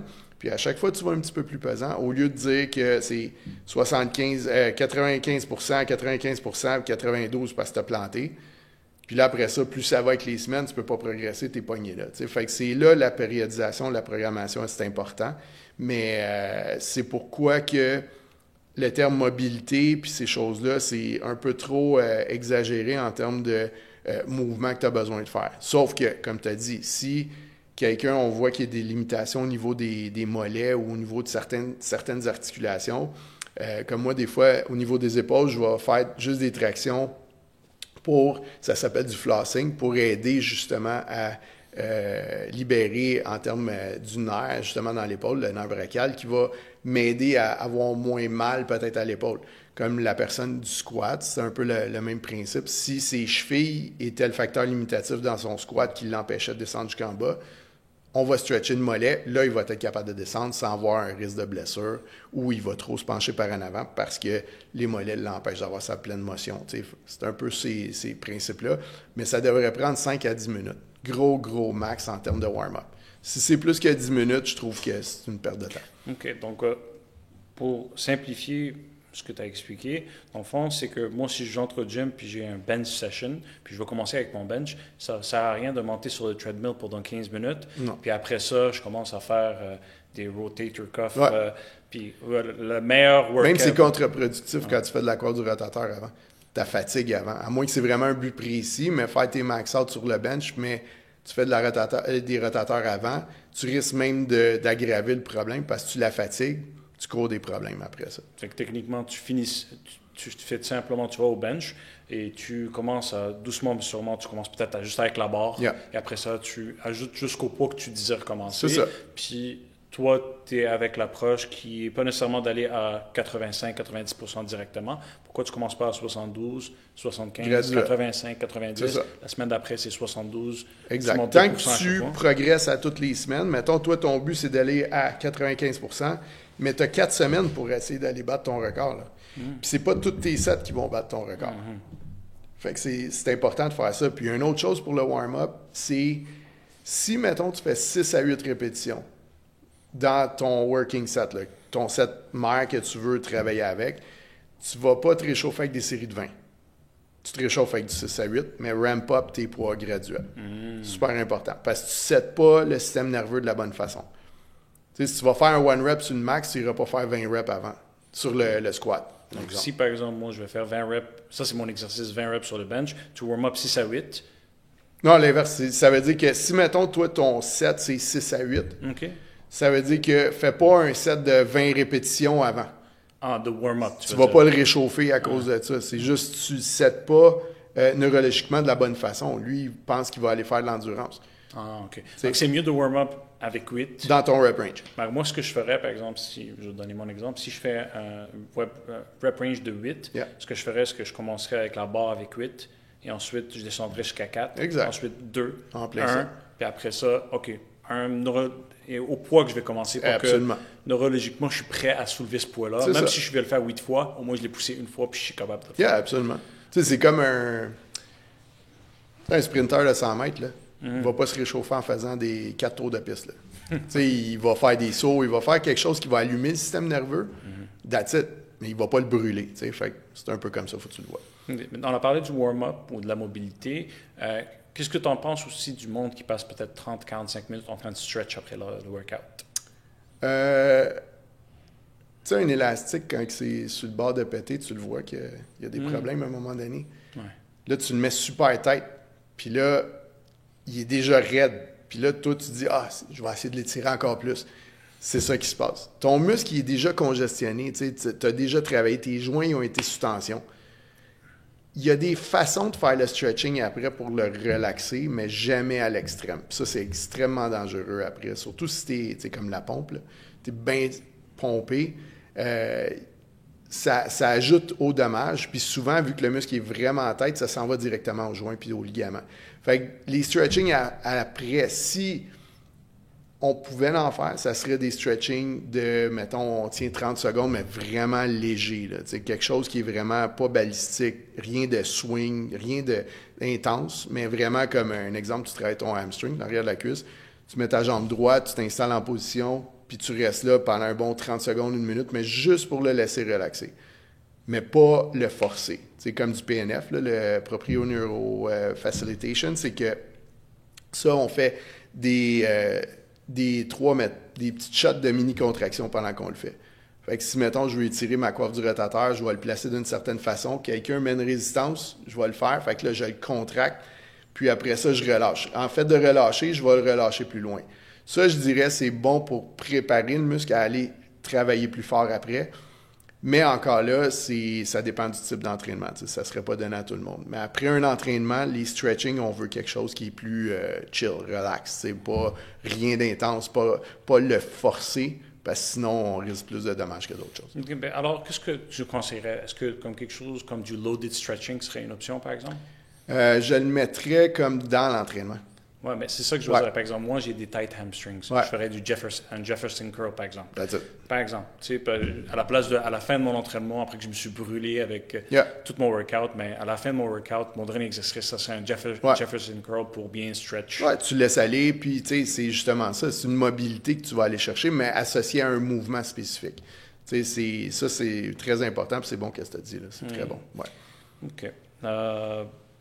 Maintenant, on va parler de quelque chose qui est différent de ce que je voyais chez Charles, mais je le vois constamment sur ta page Instagram. C'est les loaded carries. Ouais. Tu les fais beaucoup. Ouais, j'adore ça. Pourrais-tu m'expliquer pourquoi et c'est quoi les bénéfices de ça, dans le fond? Ben, en termes, tu sais, on entraîne beaucoup d'athlètes de combat. Okay? Puis, tout ce qui est core, tout ce qui est des carries ou ça travaille le corps au complet. Puis, surtout pour la grip. Fait que dans ce qu'on fait, comme dans le judo, en termes de jiu-jitsu, avec le gi ou no gi, ça l'aide énormément en termes de, la grip, mais le core aussi en même temps, parce que quand tu commences à faire des combats debout, c'est important, le core va dominer vraiment la première partie du combat, puis sur certains aspects pour le reste aussi. Mais le loaded carry va aider dans tous ces aspects-là. Puis aussi, c'est que c'est quand même une façon de travailler ton cardio, une façon des strongmen, justement, que ce soit avec des sacs de sable ou avec des farmer's walk. Je trouve que c'est quelque chose qui est le fun à faire, qui n'est pas dangereux en termes d'entraînement, parce que c'est comme un deadlift. Pour les combattants ou pour monsieur, madame, tout le monde qui est assis toute la journée des deadlifts, je dirais que c'est pas mon préféré. Okay? J'aime mieux faire des exercices comme ça. Aller chercher quelque chose, soulever des charges, faire des choses un peu weird comme un sac de sable. C'est jamais la même grip que tu vas avoir. Ça te prépare pour justement les sports de combat, mais monsieur, madame, tout le monde, je trouve, ont plus de bénéfices à faire ça que de risquer d'aller trop pesant sur un deadlift. Puis on sait qu'un deadlift, tu peux te faire mal une fois, puis après ça, c'est long revenir de ça. C'est un exemple. Mais dans mes cours de strongman ou dans les strongman que je fais, il y a toujours des formes de loaded carry pour justement le core, la grip, puis juste parce que c'est dur aussi à faire. Bien, pour monsieur, madame, tout le monde qui aimerait être un peu plus fort, un grip plus fort, un core plus fort, ouais. Mais aimerait intégrer un loaded carry dans son entraînement, est-ce que tu le conseillerais comme au début de ton workout, au milieu, à la fin, c'est quoi où ça dépend? J'irais à la fin parce que, c'est un petit peu plus dur. Puis, sauf que c'est moins difficile en termes techniques. Fait que en termes d'entraînement, là, tu veux toujours commencer avec l'exercice qui est le plus dur au niveau neurologique. Fait que des affaires comme des squats, des choses comme ça. Tu veux être fort pour faire ça. Mais faire un loaded carry, même si ça a l'air difficile, même si c'est dur, ça prend pas rocket science pour lever un sac de sable. Fait que c'est pour ça que tu prends le sac, tu vas soit faire une distance avec, tu fais juste le lancer, tu fais juste le transporter ou le change de place, des choses comme ça. C'est pas difficile en termes neurologiques, c'est juste plus dur en termes cardio, effort. Puis c'est pour ça. Fait que c'est mieux vers la fin, je te dirais. J'aime ce que tu as dit, sauf que il y a une autre opinion, et tu pourrais me dire si tu es d'accord avec ou pas, qui dirait que tu peux faire des loaded carries, pas nécessairement des poids de fou, là, des poids très simples, mais comme premier exercice, parce que tu veux que, par exemple, quand tu fais de loaded carries, tu es en train de, dans le fond, travailler tout ton corps. Tu vas pouvoir engage des muscles que tu n'es pas nécessairement capable de engage facilement avec l'exercice initial, que ce soit avec un bench. C'est un bon warm-up aussi. Ouais. C'est exactement ça. C'est très bon, un bon concept comme ça. Moi, je l'utilise de cette façon-là, mais c'est une très bonne façon de penser aussi. Puis oui, il a absolument raison, je dirais. Là. Ouais. Tu as mentionné le judo et le jiu-jitsu. Ouais. Tu en parles beaucoup, même sur les réseaux sociaux. Fait que j'aimerais juste savoir l'origine de ton intérêt au jiu-jitsu et tes premières expériences. C'est arrivé comment, dans le fond? Oui. Depuis que je suis jeune, j'ai fait du karaté, des affaires, des arts martiaux, de la boxe, puis tout. Puis, après ça, j'avais fait du jiu-jitsu. J'avais un maître qui était venu me chercher dans un gym, mais c'est parce que c'était un garde du corps. Puis là, il cherchait du monde pour enseigner avec lui, pour aller enseigner des gardes du corps, parce qu'il y avait comme une école en même temps. Là, il dit « J'aimerais ça que tu viennes ». Il me connaissait que j'étais entraîneur dans le gym que j'étais dans ce temps-là. Je dis « OK, parfait ». Puis c'était un groupe privé, fait qu'on était 3. Fait que j'apprenais comme super rapidement, mais c'était plus de l'aïkido jiu-jitsu, mais toujours basé sur le principe de garde du corps, puis comment enseigner, puis tout ça. Fait que j'ai fait des cours de port d'armes, j'ai fait des cours de, j'ai tout fait ce que les gardes du corps faisaient. Fait qu'à cause de ça, j'ai complètement adoré ce métier-là. Puis, à peu près 2 ans après qu'on a commencé ça, mon ami, Steven, est mort. Il a été diagnostiqué avec le cancer du genou. Puis moi, j'essayais de faire ça au rehab parce qu'on pensait qu'il y avait quelque chose de busté dans le genou. Mais après ça, il était rentré à l'hôpital à cause d'une pneumonie. Puis ils ont vu que c'était le cancer qui était là. Fait qu'un an après, il est mort. Puis c'est là que j'ai décidé comme, OK, je vais essayer de retrouver un maître qui va m'aider comme ça. Mais ça a pris 10 ans à trouver quelqu'un. Puis j'ai eu les enfants aussi en même temps. Fait que dans ce temps-là, j'ai pas vraiment fait d'arts martiaux. Puis mon gym commençait Fait que je me suis plus occupé de cette portion-là. Mais après ça, je dis, OK, je veux vraiment en faire. Je vais faire une place dans mon gym. Pour faire ça, j'avais mon trainer qui était avec moi. Je dis, tu veux-tu faire du jiu-jitsu? On va le faire ensemble. Je vais faire venir quelqu'un. On va se placer 4 tatamis, puis on va juste faire ça. J'ai besoin de faire d'autres choses que du training, tu sais. Puis là, on a commencé à faire ça. Là, le monde nous voyait dans le gym faire des affaires de même. Puis là, ça a tout comme explosé à partir de là. Là, ça va faire à peu près 9 ans là, que j'en fais. Puis là, c'est pour ça que j'ai développé mon dojo à côté. On avait pris une petite portion. Là, ça continue d'augmenter. Puis là, j'ai pris le deuxième local à côté juste parce que j'ai pris le reste pour faire le jiu-jitsu. Mais c'est quelque chose qui... Ça m'aide à me grounder vraiment. Là, j'oublie tout quand je fais ça. Je suis vraiment concentré sur une affaire. L'entraînement, ça va faire depuis que ça va faire 30 ans réellement que je suis vraiment investi dans l'entraînement. Puis le jiu-jitsu, par exemple, ça me sort un peu de ce que je fais d'habitude. Puis ce que j'adore de ça, c'est la résolution de problèmes. Mais il faut résoudre des problèmes rapidement. Puis il y a toujours un autre problème qui se monte par après. Faut que tu le résous. Puis pour chaque problème, il y a à peu près 2-3 solutions. Puis pour chaque solution, il y a 3-4 problèmes. Fait que ça finit plus. Puis c'est ce que j'aime de ça, c'est de penser rapide, non-stop. Puis quand tu commences au début avec ça, c'est ce qui est dur, c'est que t'es la catin de tout le monde. Là. Tu te fais manger des volets, là, c'est l'enfer. Mais le processus, puis en plus, c'est l'aspect famille que tu développes avec tout le monde là-dedans. C'est impressionnant comme sport. Fait que j'ai vraiment stické là-dessus, puis c'est pour ça que j'ai jamais arrêté encore. Est-ce que tu sens que ça a ajouté de la discipline à ta vie ou tu l'avais déjà? Absolument. Puis je le vois même avec mon garçon aussi, c'est la même chose. Tu sais, mon garçon, je l'ai vu se développer en termes, tu sais, oui, physique, là, c'est sûr, parce que c'est vraiment demandant en termes physiques, mais si je regarde de la façon qu'il se comporte, mes enfants sont parfaits, là. Tu sais, j'ai jamais eu de problème avec eux autres. Tu sais, j'aime pas le mot discipline, mais on dirait que c'est juste les valeurs que ça leur a données. Puis ils ont vu qui vient s'entraîner avec nous autres aussi. Puis je pense que ça les influence autant que moi, je peux les influencer. T'sais. Ils voient que ça peut être monsieur, madame, tout le monde qui fait ça. Tout le monde est égal. Tout le monde, dès qu'on est sur les tatamis, tu peux être un gangster, tu peux être un policier. Tout le monde se respecte. On a du fun. C'est la famille. Puis c'est impressionnant qu'est-ce que ça peut changer dans une vie. Là. Puis dans ton gym, c'est-tu avec ou sans Guy? Ah, on fait les deux. OK. Ouais, c'est quoi moi, la je veux faire les différence? deux. C'est quoi la différence? Et pourquoi est-ce qu'ils... Pourquoi c'est comme le taekwondo, par exemple. Ouais. Je faisais du taekwondo, c'est toujours avec le Guy. À part quand tu t'entraînais, genre, quand tu deviens un athlète, puis là, tu portes juste le pantalon, par exemple, Yeah. ou quelque chose comme ça. Mais Yeah. pourquoi il y a ces deux écoles-là, puis on dirait que chaque personne est attachée à une école spécifique? Ben là, il y a l'aspect médias sociaux. Là, il y en a qui sont dans les tops là-dedans, qui sont vraiment bons en no-gi, mais c'est plus, je dirais, l'aspect wrestling qu'il y a là-dedans. Puis tu as moins d'options qu'avec le gi. Avec le gi, c'est que tu as des chokes avec ton propre gi, avec le gi de l'autre, avec les sleeves, tu peux prendre les manches. C'est beaucoup plus dur à essayer d'enlever une grip, tandis que c'est quelqu'un qui te prend le poignet, c'est facile de sortir de là. Il y a plus de problèmes à régler avec le gi, puis ça pardonne moins. Okay. Si tu fais une erreur, ça pardonne pas des fois. Fait que c'est là que ça peut être difficile pour certaines personnes. Mais j'ai commencé avec le gi, puis ça, je veux jamais l'arrêter. C'est moi qui fais les cours de gi avec un autre de mes gars, puis juste parce que je veux garder ça comme ça.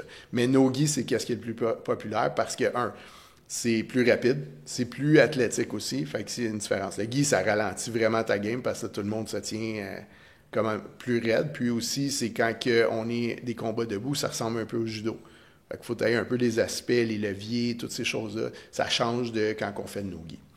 OK. Puis, à quel âge tu suggérais, considérant ton expérience avec ton fils, tu suggérais à parents qui seraient intéressés de mettre son enfant dans le jiu-jitsu, à quel âge de commencer? Là? Moi, je dirais, écoute, c'est sûr qu'il y a des enfants qui ont l'attention d'un écureuil. Là. Fait que ça, c'est quelque chose qu'il faut peut-être regarder. Mais si, en général, à partir de, je dirais, là, comme 6-7 ans, généralement, les écoles vont commencer à sortir des bons curriculums pour les enfants. C'est très bon. Il y a l'aspect autodéfense, bullying, qui est super bon pour ça.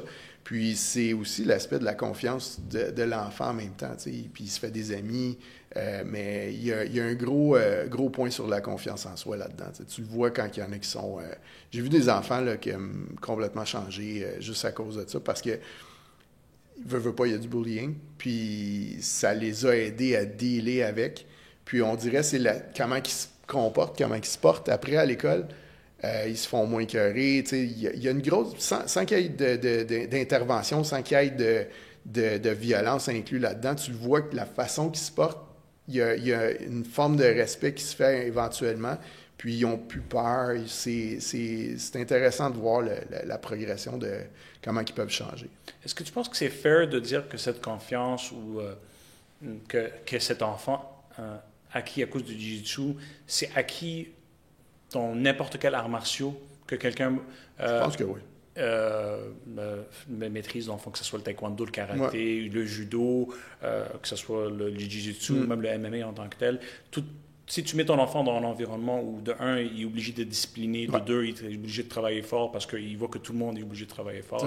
Et finalement, il est confond de ses propres capacités parce qu'il voit qu'il est capable de se défendre. Fait que, peu importe dans quel sport tu es, surtout dans les arts martiaux, tu es capable de, dans le fond, acquérir cette confiance. Je pense que n'importe quel art martial va faire ça. C'est sûr que les écoles, ça peut influencer aussi, mais en termes général, je pense que oui, parce que la confiance en soi, c'est puissant. Là. Si quelqu'un... malheureusement, il y a des maisons que, je veux dire, les parents sont absents, c'est tout le temps un maudit téléphone, des choses comme ça. Quand ils arrivent à l'école, puis ils voient qu'ils sont capables de faire quelque chose ou qu'ils voient leurs parents comme voir « Wow, OK, check-les », comme ça a quelque chose là-dedans qui va les chercher, mais qu'ils ne peuvent pas exprimer parce qu'ils n'ont pas le langage encore pour le faire, mais c'est... Les arts martiaux, je pense qu'ils sont capables de le transmettre là-dedans, mais la confiance qu'ils gagnent à partir de là, ça se transporte pour le reste de leur vie. C'est rare qu'on voit ça dans... on peut voir ça dans d'autres sports, parce que je veux dire, c'est de la réussite pareil, mais j'aime bien l'aspect des arts martiaux par rapport à ça. Et comme dans une dernière question, est-ce que M. Éric Falstro se voit comme strength coach ou jiu-jitsu coach? Sérieusement, là, puis tu sais, tout le monde... me le dit, comme tu t'en viens vieux, là, puis whatever. Ils disent pas ça quand je me bats avec après, là, mais c'est plus... J'ai jamais encore pensé à arrêter. Tu sais, il y en a qui disent « Ah, je suis fatigué », puis je te le dis, là, je me vois pas arrêter, là, comme jamais. Pas encore. Puis si ça arrive, j'ai toujours été strength coach. Fait que je pense pas que... Tu sais, Jiu-Jitsu, c'est pour moi, en premier. Mais c'est pour ce que ça me fait. Mais strength coach, c'est dans mon sang. Là. J'ai toujours voulu faire ça. Puis j'ai vraiment été chanceux d'avoir le cheminement que j'ai eu, d'être capable de rencontrer des gars comme Poliquin, des gars comme Paul Check, des gars Yves Etier, tous ces gars-là qui m'ont ramené puis ils m'ont forgé justement pour aller où est-ce que je suis là. Puis, tu sais, je veux pas me vanter ou, tu sais, je parle jamais de moi, là, mais où est-ce que je suis là, je suis bien. J'aime ça où est-ce que je suis là, puis je me vois pas arrêter. C'est un parcours impressionnant. Ton gym, il est où présentement? Sur la rue Jarry à Anjou. OK? Puis c'est super accessible, Ray Lawson dans ce coin-là. Puis j'ai le gym, j'ai le dojo juste à côté. C'est Body Fit. Right? Body Fit, ouais. BODHI. Fit. Puis ça, c'est une longue histoire, mais c'est Bodhisattva. Tu sais, comme il dédie sa vie à aider celle des autres. Ça vient de là. Wow. That's it. Ben, avec cette note, on termine ça. Ça fait un plaisir, Eric. Merci beaucoup. Merci encore. OK.